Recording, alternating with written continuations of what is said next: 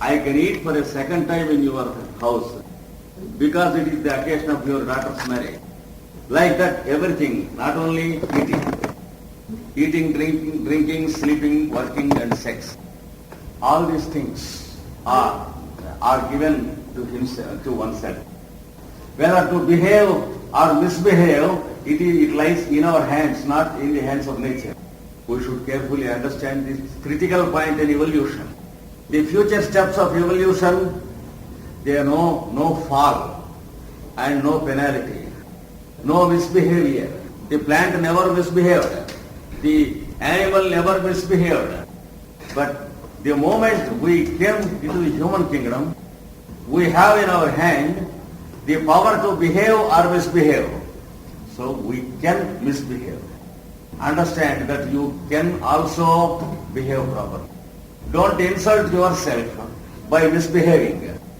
Understand what a great opportunity this human birth is. Don't wrongly understand that it is a privilege. Fools believe that it is a great privilege to be born as a human being. But wise men teach us that it is a great opportunity, not a privilege, to be born as a human being. Understand the difference.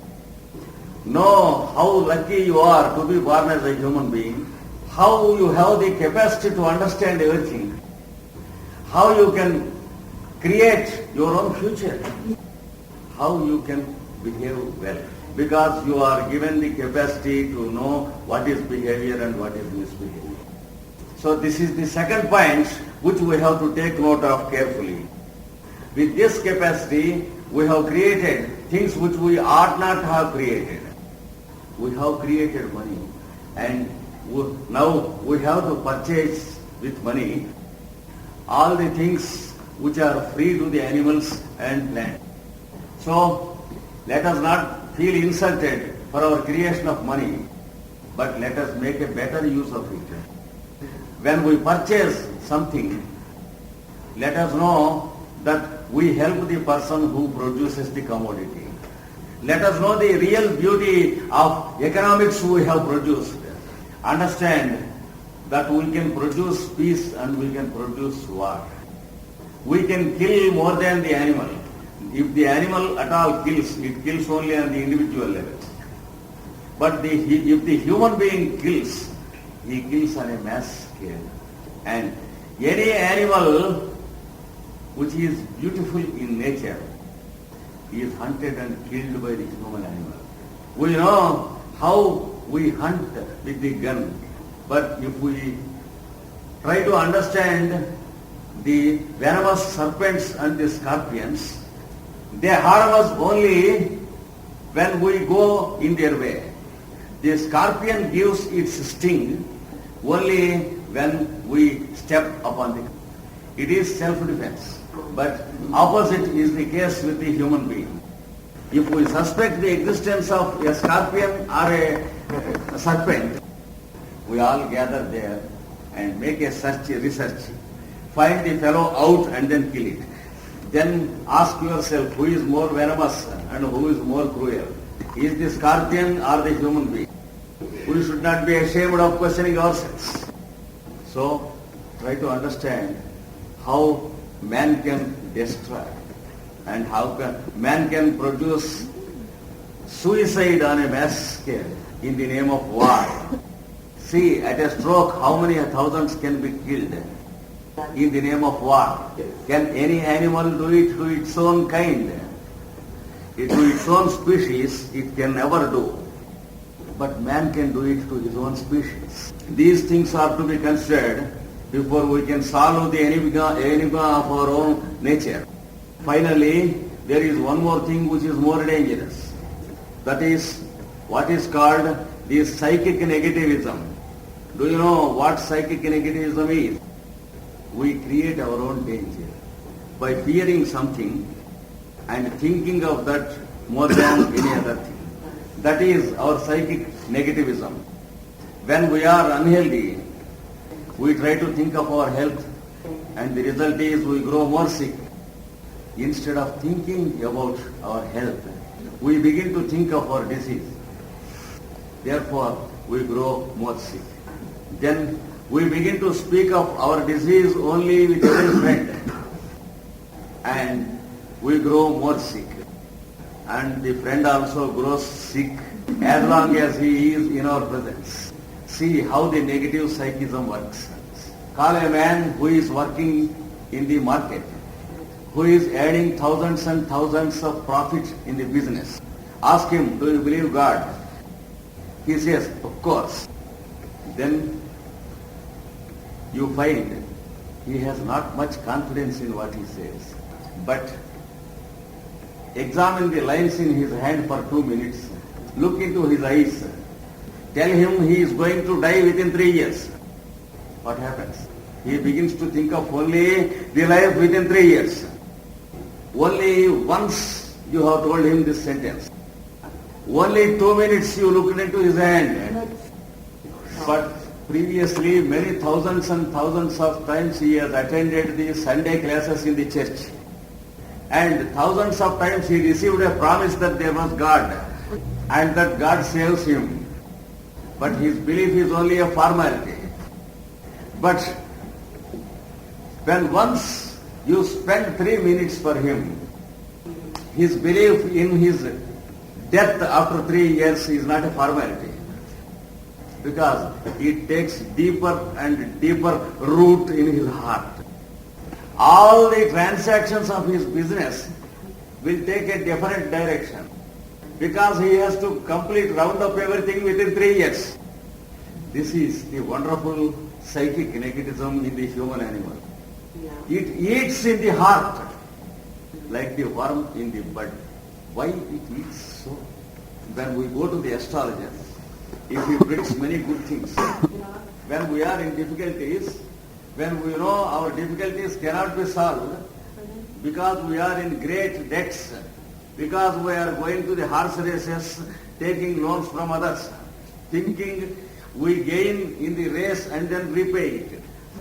We ourselves know that our problems cannot be solved, but we go to the astrologer and ask him how tomorrow will be, how next year will be. If he says, you have a health crash next year, we believe it. We begin to grow sick. But if he says, you are going to get a jackpot of the horse race next year, we wish to believe it, but we cannot believe it.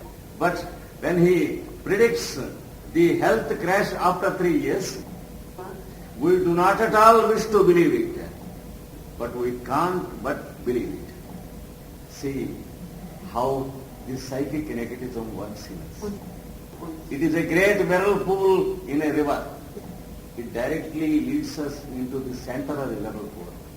This third point is more dangerous than the other two. We know good and evil. We cannot face confidence on good, because if we behave in a good way only, we have no full confidence that we can live.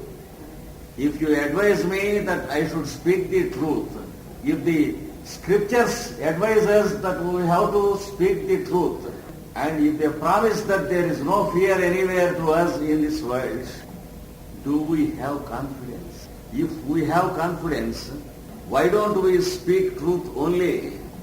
It is a direct proof that we do not have confidence. But why do we have so much of confidence on evil? We know everything, but we are being purchased by the devil every day. We know that there is God. We know that there is no necessity for us to be purchased by the devil. But the devil promises everything to us. You might have read the book of Ruth. In the Old Testament, Satan tempts everyone. I will give you everything. Satan. Yes. He says, I will give you every comfort. The only thing is you get yourself sold to me. Then the devotee of God says, I believe in God, not in devil. But the Satan says, see how the believers of God are suffering in this world. We look through the window and find it correct. So, we know good and evil, but we cannot believe good as much as we believe evil. Because we do not know how to honor good because we fear evil. We have learned to live through fear. We have not yet learned to live through honor. Let us notice this. We know what is happiness and what is sorrow. But when there is happiness conferred upon us, we are not ready to receive it. But we are ready to think of some sorrow tomorrow when happiness is conferred today. In the happiest moments of our life, many people think, who knows what evil comes tomorrow. That is the most ugly seed in the human nature which should be removed. When the animal is given tasty food, it can live in the present by tasting the food wholeheartedly. When the child is given sweet food, the child can taste it and eat it and say, hey daddy, it is very good. The same food the father and mother taste, but it does not taste so sweet to the father and mother. Because while the tongue is tasting the tasty food, the mind is thinking of retaliating an enemy. So when the mind is thinking of an enemy, how can the tongue taste the food properly? When I am nervous about some friend, how can my food be tasteful to me? See how the child nature has gone in us. So we should take care of these things. And in the present, mankind is using this negative psychism in a most dangerous way. See how every intellectual is thinking of a third world war. And like a big fool driving the thoughts towards war. In this respect, even the greatest intelligences are proving as fools, because instead of thinking of peace and how to achieve peace, they are idiotic enough to think of war and how to avoid war. See how the cheap literature is being produced about the thoughts of war. See how the little minds are being infected by the dirty books about war. See how the number of minds is multiplied by the literature of war. See how idiotic we are in multiplying the crime nature in us. Is it good to do like that when we are born as human beings? When we are endowed with intelligence? What is the good of our being idiotic in thinking about war and its danger and producing more and more minds who should think about war and its danger? Is it not increasing the volume of war thought among human beings, in whichever field it may be? Are we privileged in thinking of peace or of war? Nature expects us to drive our thoughts towards peace, because our actions are preceded by our thoughts. If we are to do a thing good or bad, we have to think that we have to do it. Unless we think of doing something, we cannot do it. So if we want to do a good thing, we should think of a good work which we have to do, and we should not at all think of avoiding a bad thought. Trying to avoid a bad thought, is nothing but meditating a bad thought. If I want to avoid a bad thought, I should think of the bad thought. See how we misuse the negative psychic nature. To understand this, I will give you a little incident narrated. Suddenly a spiritual guru came from India to Munich, and his agents announced that he will give an initiation of a mantra And if you chant that mantram for 2 hours, you will see God in the physical plane. You can touch Him. You can talk to Him. You can sit and dine with Him. You can go to a restaurant with God. Like that it was proposed. Though, so the fees is not too much. Fees. It is only 10 Dutch marks. So there is a big sensation in the whole city. If God can be purchased with 10 Dutch marks on the physical plane, all of us go and purchase. He has announced that if this fails, I will repay your Dutch marks to you. Now many thousands came to him. All of them paid their fees. And Krishnamacharya took his fees carefully. And he gave the mantram in the mic. Because it takes a long time to give individual initiation to each. He has given a mass scale initiation. He said, tomorrow morning, early morning you get up. Take a head bath. Have washed clothes. Sit down, close your eyes. Chant this mantra for 2 hours. There is God before you on the physical plane. There is only one limitation to this. When you get up in the morning, immediately when you wake up from sleep, the first thing you should remember is anything in this world except a monkey.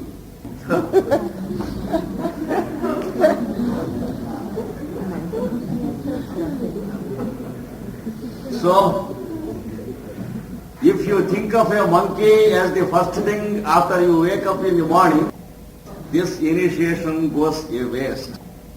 But it doesn't go waste permanently, but the next day you can get it done. So all the people were very much pleased and they went home. And they kept everything ready for their wash, bath and meditation. And they were very careful not to recollect the monkey tomorrow morning. They slept.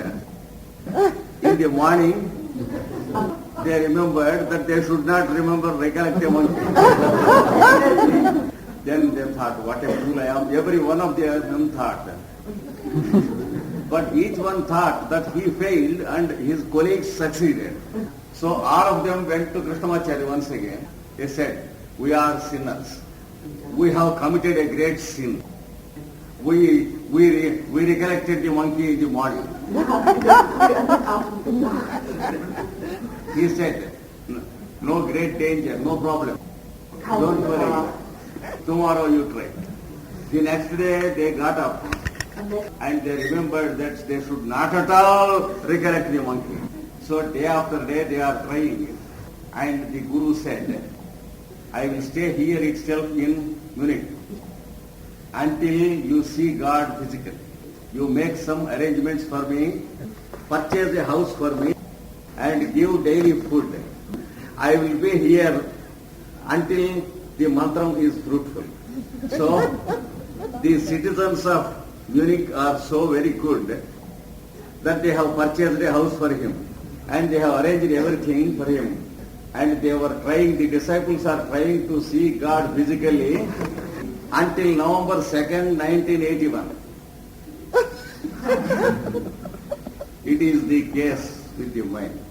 So it should come out of this negative psychism.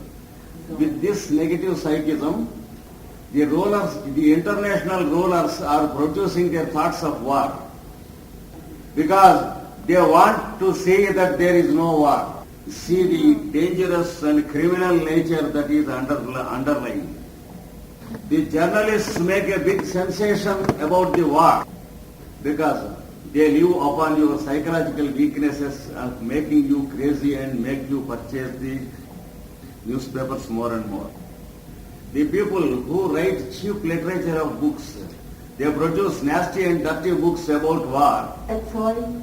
And multiply the minds who think about war. This is the one aspect from which we have to save ourselves. If we save ourselves from our negative psychism, We need not at all try to save ourselves from world war, because there will be no war at all and only positivism. This is the last and the most dangerous thing from which we have to escape, not by trying to escape from it, but trying to do something good. Think of the positive. Think of what you have to do. Think how you can include the people of other countries and nations. Think how you can be one with others. It is which is called love in its purest sense. The love which makes you excuse anyone from anything. The love which makes you forgive everyone. That is what is wanted. By practicing positivism and love, it becomes a habit. Just as negativism has become a habit with many of us, love becomes a habit with us. Positivism becomes a habit with us. We already know the power of habit. We know how powerful habit is. Therefore, when it becomes a habit for us to be positive, and it becomes a habit with us to have love nature, then there is no place for negativism. There is only one nature in us, and the second nature disappears. When there are no two natures in us, there is no enigma in us. This is how we have to solve the riddle, by thinking of what we have to do, and not at all by thinking of the riddle and its solution. Thank you all.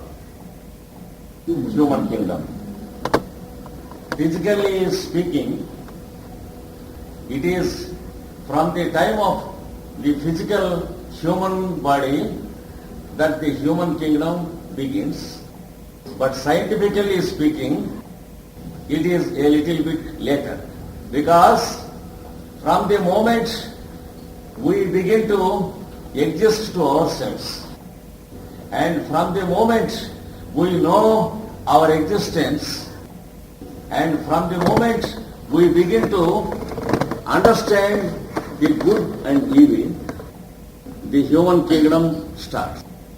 Or you can do one thing. You can question in English. She may translate the question into German.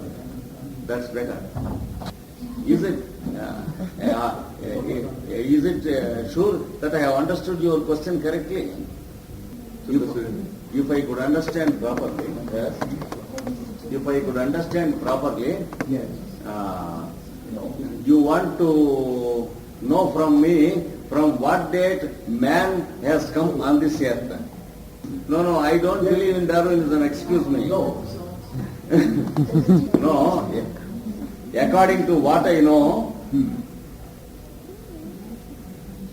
it is a simultaneous birth of all the biological kingdom on this earth that occurred. And it is not at all true that man is the result of the evolution of all the species of this earth.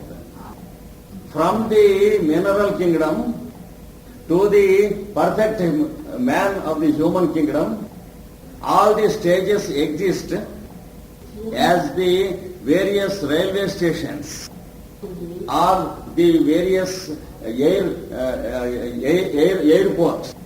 Evolution in its spiritual sense means a batch taking the journey and going to the next station. But at the same time, simultaneously, the batch of passengers who took the previous train are already in the next station, and the batch who take the next train to us, they will be in our station tomorrow. All these stations, all these stages of evolution simultaneously exist, but it is a matter of seniority and recruitment that causes evolution. Even among the human beings we live on this earth, we have the beings of various degrees of human evolution. It is like a bunch of flowers upon which there are green buds, white buds, a little blossomed flowers, and fully blossomed flowers. This difference in temperament and behavior is because of the difference in our seniority. The atom that is disturbed in the nuclear warfare, the atom that is disturbed, is only the atom of physical matter. So it is the physical atom and not the etheric atom. So, if at all there should be any destruction, it should be a destruction of the physical matter and not at all the destruction of the next plane of matter. Suppose two people are sleeping in a room. One person dreams that he shot a pistol and there was a big sound. Does the second person gets disturbed in sleep? Just as the pistol shot and the sound produced in the dream of one person has no effect at all upon the person who is sleeping by his side. Similarly, the destruction or construction has no significance at all in the next higher plane. An action on a higher plane influences the lower plane, but an action in the lower plane can never influence the higher plane. What happens if at all such a war occurs is that we will be penalized for our faults, and we learn the lessons and we take our next birth, just as we have done in these 2 centuries. And if we grow wise, the result of enjoyment will be ours. If we behave in the same way, just as we are now behaving in this century, in spite of our previous experiences, once again the same experiment will be conducted by us and same results occur. This is not the first, for the first time the humanity is committing such a crime. We belong to the criminal humanity thousands and thousands of years ago, who lived in the land of Atlantis. And we have not learnt our lessons properly, so we have created our own crisis before us with ourselves. But if we learn properly our lessons in time, we will think only of a positive duty and try to fill the space around us and the minds of other people with a good thought as to what we can do for the world. Theoretically speaking, it is true, but truth is neither theoretical nor logical, but it is always factual. Because the truth is, part can never destroy the whole, and the human atomic explosion can never make the earth explode. Because what man knows about the earth and nature is only to the 4th decimal place. That is, there are many thousands and thousands of laws in nature which we do not know at all. And what the foremost scientist knows is only a negligible spot. To us, the human beings, it may be a very big incident. But to the forces and intelligences of this earth, a mass-scale death of the human beings on this earth is not an incident at all. Because man is most important in this creation, because it is our belief. Because we are human beings. Suppose 1,000 dogs gather into a conference from all countries and make an international conference of dogs and discover that dogs are the uppermost of evolution on this earth. In what way they are wrong, and in what way we are right in thinking that the human being is the highest of the evolution.